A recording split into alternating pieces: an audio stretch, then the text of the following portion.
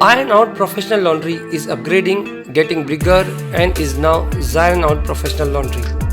Service which they provide: dry clean, laundry, steam press, sofa deep cleaning, carpet deep cleaning, and shoe laundry. Free pickup and drop facility available. The only steam press facility in Bhiwandi with premium packaging. Organized app-based laundry service. Prepaid laundry packages are also available with lots of offers. One of its kind laundry setup in Bhiwandi, offering premium services at affordable rates. Serving entire Bhiwandi with more than 500 customers and 50,000 plus articles processed. At Allied Auto Service HPCL dealer, Old Agra Road, near बागी फिरदौस मस्जिद Bhiwandi. Hello friends, मैं Firoz Memon the voice में आप सभी का स्वागत है।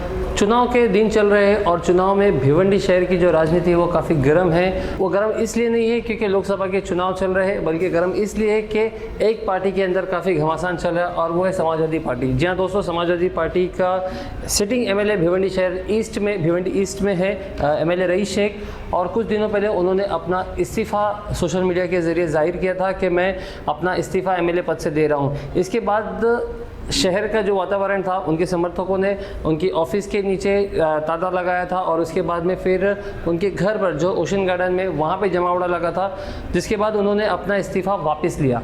लेकिन दोस्तों कहानी यही ख़त्म नहीं होती। इस इस्तीफ़ा वापस लेने के बाद में ये जो सारा हुआ था प्रकरण, और इसके 2 ही दिनों बाद समाजवादी पार्टी के महाराष्ट्र अध्यक्ष जनाब अबू आसिम आज़मी ये एक्शन में आते हैं और अब इन्होंने जो है भिवंडी के कुछ कार्यकर्ताओं को एक के बाद एक टर्मिनेट करना शुरू किया, मतलब उनको पार्टी से निकालना शुरू किया है। सबसे पहले लेटर आया जो भिवंडी ईस्ट के कार्यकारी अध्यक्ष थे नासिर जावेद, उनका लेटर आया है जिसमें लिखा हुआ, खास तौर पे लिखा हुआ था कि इन्हें पार्टी से सिर्फ निकाला नहीं गया, इनको पार्टी से 6 साल के लिए निलंबित किया गया है। और ये लेटर खुद अबू आसिम आज़मी के जो बेटे हैं फरहान आज़मी, उन्होंने अपने सोशल मीडिया हैंडल पर डाला है।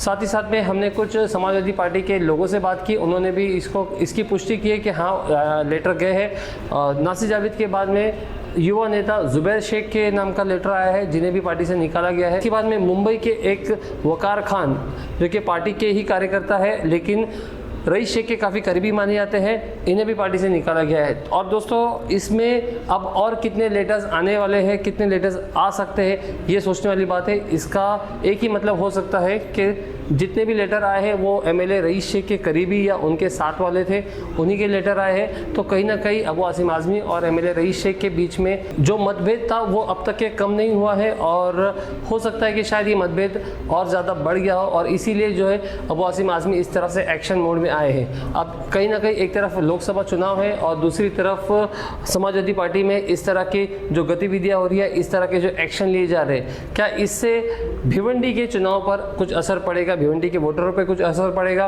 क्योंकि समाजवादी पार्टी का एक बहुत बड़ा वोट बैंक है जो कि इंडिया अलायंस यानी सुरेश माथुर उर्फ बाले मामा को सपोर्ट कर रहा है। अब देखने वाली बात यह है, क्या अबू आसिम आज़मी खुद भिवंडी के चुनावी मैदान में उतरेंगे और बाले मामा के लिए प्रचार करेंगे? दूसरी एक खास बात यह है कि पिछले कई दिनों से एमएलए रईस शेख का ऑफिस बंद है। दोस्तों ये घमासान यही रुकने वाला नहीं है, हम इसके आगे की अपडेट आपको और देते रहेंगे, हमारे साथ बने रहे। मैं Firoz Memon the voice news से, थैंक यू।